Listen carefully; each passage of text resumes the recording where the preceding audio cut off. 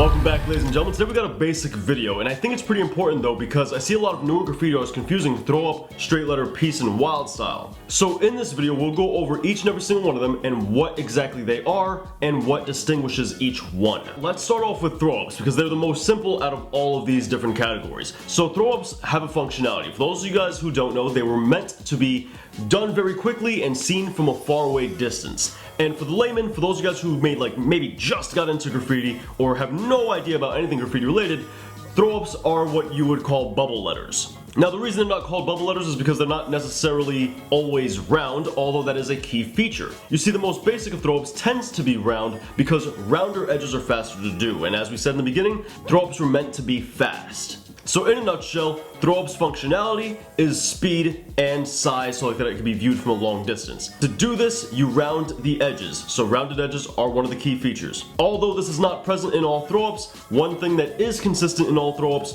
is a lack of negative space. This lack of negative space typically happens between letters, and oftentimes opened and closed counters are reduced to nothing at all or very small, typically represented by a line or symbol or something in order to indicate or suggest the open or closed counter. It's also really important to know that in throw-ups, open counters are typically made into closed counters. Now what happens when you round out the edges of your letter and you decrease the amount of negative space within a single letter, what happens to that letter is it loses letter structure. As a result, throw-ups don't really have extensions, they don't really have anything to distort letter structure farther because the letter still has to be the letter.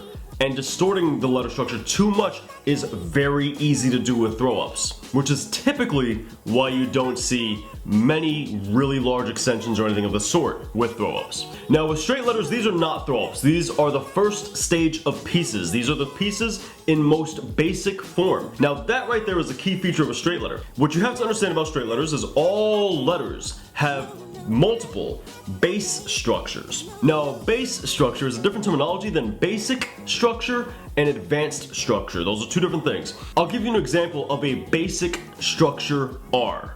This is what it looks like. It's a 3-box R. This is the R in its simplest form. I'll give you an example of an advanced structure R. This is only one example of an advanced structure, but there are many different advanced structures. Now the 3-box R, this R, and those other advanced structures are all base structures. The base structure simply refers to the letter structure you're starting off with. You see, a key feature of a straight letter is there's not many letter distortions or any letter distortions. Now, a letter distortion is when you take a basic structure or an advanced structure and you add or subtract boxes to it, as a result, distorting the structure farther. Straight letters don't do that. Straight letters are literally the letters in their most simplest form. And to do this, you can use two different kinds of letter structures, which we kind of talked about a little bit, those being basic structures and advanced structures. Now, don't be confused. Don't think advanced means wild style. It simply means you've added or subtracted a couple of boxes. And these things are written in stone. Basic and advanced structures. So if you add too many, you're not really doing an advanced structure, you're simply moving up to the next step in our hierarchy, being pieces. Pieces allow you to go ahead and add more style with letter distortions, extensions, things of that sort. Yes, straight letters can have extensions as well, but they're typically pretty minimal. With pieces, you can take this a little farther. Pieces allow for more room for experimenting. You can add more extensions, you can add larger extensions, you can add letter distortions, you can have all of those things. As for straight letters, yes, you can have those things as well, but you can have them in less quantities so that you still maintain the ranking of straight letter. Because it has to be relatively simple to be a straight letter, and it has to be a little bit more nuanced to be a piece. Now, wild style is where things get interesting. This is where graffiti artists exaggerate multiple fundamentals from graffiti in order to make what we call wild style, being the top of our hierarchy for this video. Who is texting me?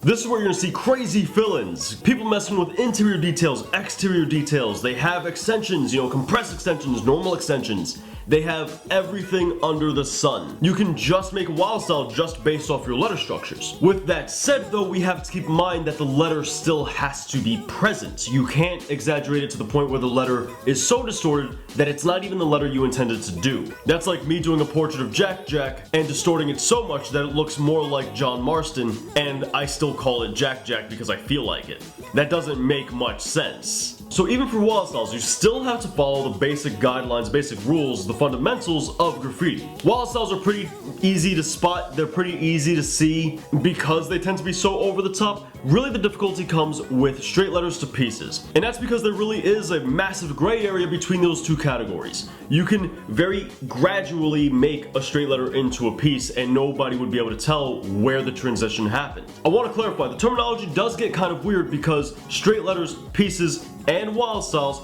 are all pieces. It's more like pieces being the category and then you have 3 subcategories in the category of pieces. And those 3 subcategories being straight letters, pieces, and wild styles. Some people make comments saying, oh, you forgot about burners, but burner is an opinion-based ranking that you give something. A burner is really only determined by what else is around it. Anyway guys, I hope this helped clear things up between what each category is. If you enjoyed the video, be sure to let me know in the comments down below. And what would you like me to make a video on next? I'm always up for ideas. For those of you guys who are new here, we come out with weekly art content, so feel free to become part of the family. Subscribe. This video was sponsored by Skillshare.com, and with a link in the description, you can get 2 free months to learn whatever it is you'd like to learn over there. They have classes on calligraphy, which I personally took a couple of those classes, and I feel it's helped me out a bunch with graffiti. You'll be surprised at how many of those fundamentals carry over to graffiti. Anyway, I'll catch you guys next time, but until then, peace.